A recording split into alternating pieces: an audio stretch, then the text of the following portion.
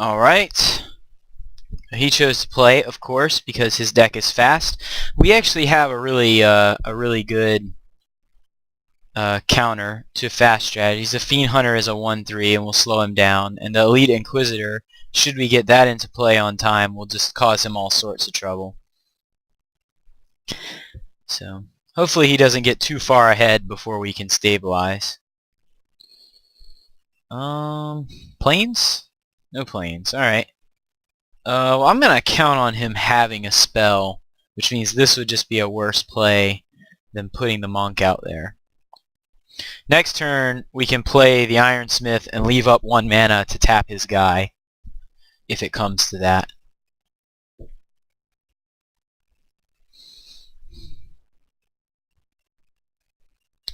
Three swamps in a row. Don't know if he's color screwed or if we just got lucky. Okay, so we could put out the tapper, but given his mana situation, I actually would rather take 2 damage, potentially, and put out the Ironsmith, because I think it's possible he might not have a spell to cast. A lot of his deck was blue, and I have yet to see an island, and he could just be playing really savvy, but just a thought. So in combat, we will tap that guy and let him hit us for 2. And the opportunity cost is pretty low for this because we can always play the Silver Chase Fox on our turn. Okay, there's the island. And here comes the spell. Moon Heron. That's annoying. So we're definitely going to want to tap that down.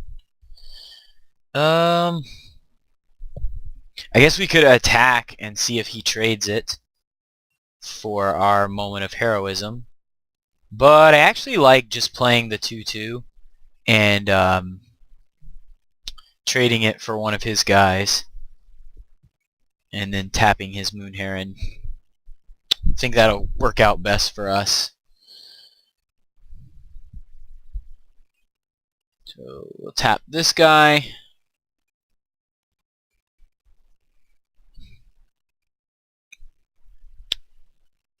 We'll go ahead and trade off this guy for, I guess, this guy. My bear for his bear. Hopefully draw planes. Alright. Armored Scob mills him for 4. And he hit this thing, which eventually he'll be able to flash back, and this thing. That's kind of annoying. But we can get past that. Really need a planes. Not a planes. Alright. I guess now we just pass and then our guy will transform as a small bonus. And depending on what his last 2 cards are, we might get some mileage out of that. We can continue to tap the Moon Heron down, and we even have this moment of heroism available should we decide to use it.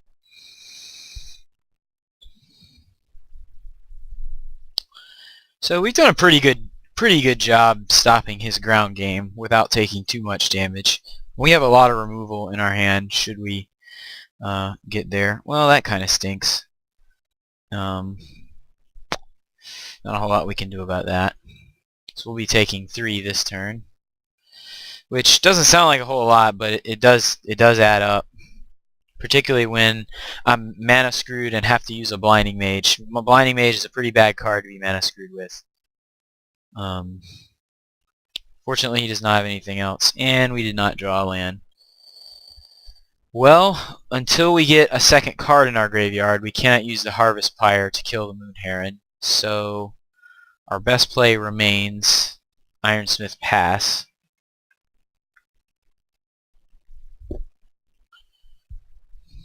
Fortunately for us, he hasn't done a whole lot. He's always free to flash back the Silent Departure at the very least. Push through another 3 damage. Looks like he has other plans for this turn.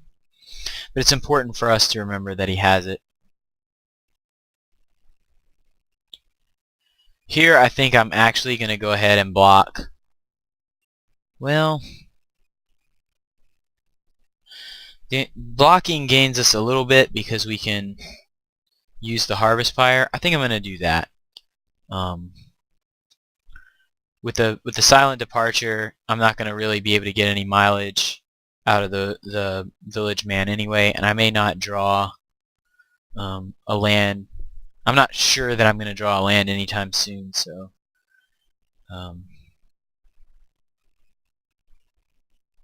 this can't be good. Oh, now he can bounce my blinding mage. Yeah, that was a little foolish.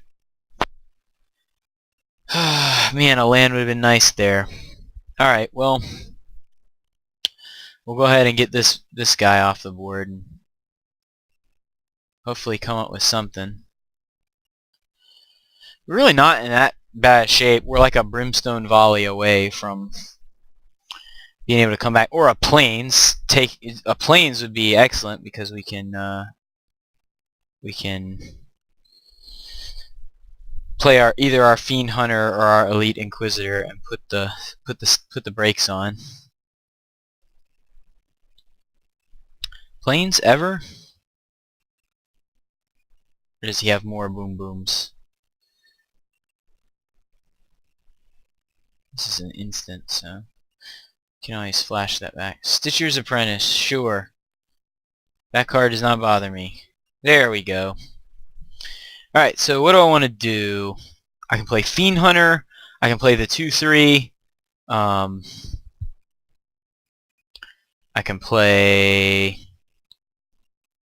And I could play the Priest and use Moment of Heroism. I think I'm going to play the Elite Inquisitor and pass and hope that he can't kill it. Hopefully all my dreams come true and he is stopped. He now has double blues, so if he's got any big flyers he can play them. There'll be little I can do about it. Claustrophobia, huh? Yep, that'll do it. That brings me down to 3. And he has enough mana to flash back this thing. So if at all possible, I probably want to save the Fiend Hunter for that. Brimstone Volley, what does that buy me? Not much. Alright, well, I guess I'll run the Moment of Heroism play. That'll kill one of his guys and gain me a little bit of life. And hopefully last my Blinding Mage through Summoning Sickness. And you never know. That might be enough to come back, especially if he then uses the flashback to... Okay.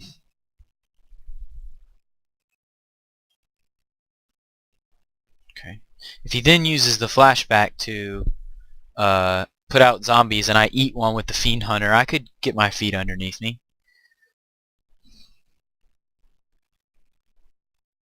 No, he's got that too. Yeah, that'll be game. Okay. That didn't work out so well. Yeah, I don't really think there's much I could have done there. I don't really have any just like dudes. Don't really want to change colors. I feel like I just need to draw a little bit better, but I'll be fine. I'm gonna stay the same.